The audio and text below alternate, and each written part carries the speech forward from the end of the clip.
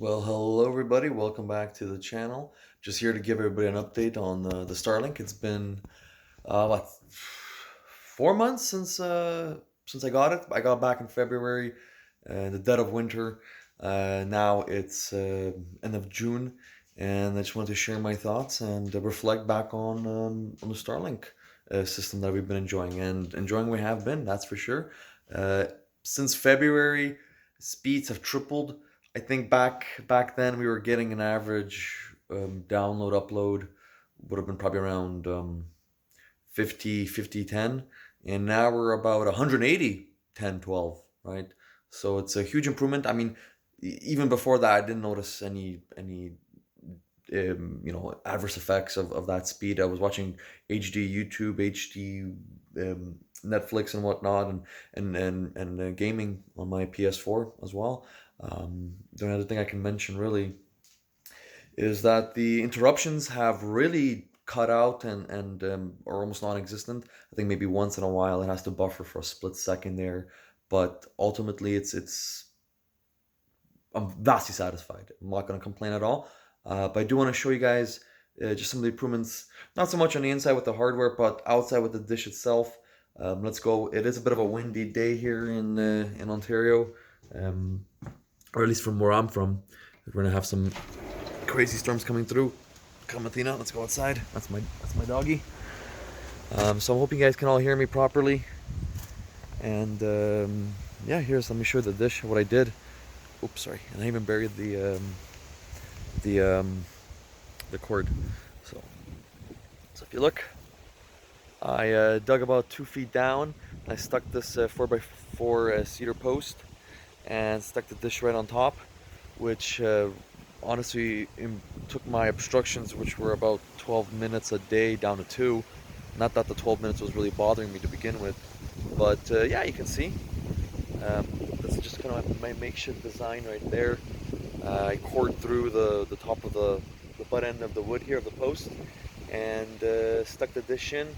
I even drilled out a little port here for the water if it was to collect water at the base here.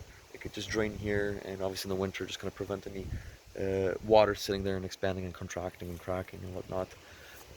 Stapled the cord, and I did check with I was going to say Tesla, but with Starlink, and the cable is direct burial rated. So that's what I did. I simply unearthed some of the grass here on the lawn, ran it underneath, and I can drive over it with my mower now, no issues.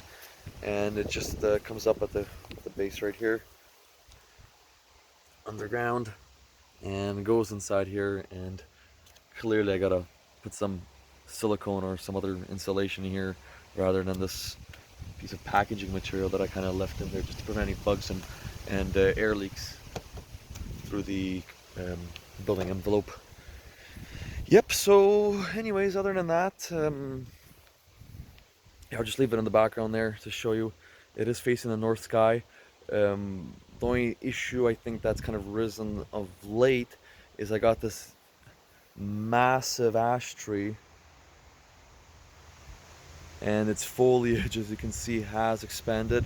And the Starlink app is saying that I'm getting about now I think 6 minutes of obstruction, but I haven't noticed. So overall, I'm happy. I'm more than happy to pay the 145 Canadian with taxes in per month. Not going to complain. And here's another update actually on the telcos, on the telecommunication companies. They actually did approve a program to run a fiber optic through my neighborhood.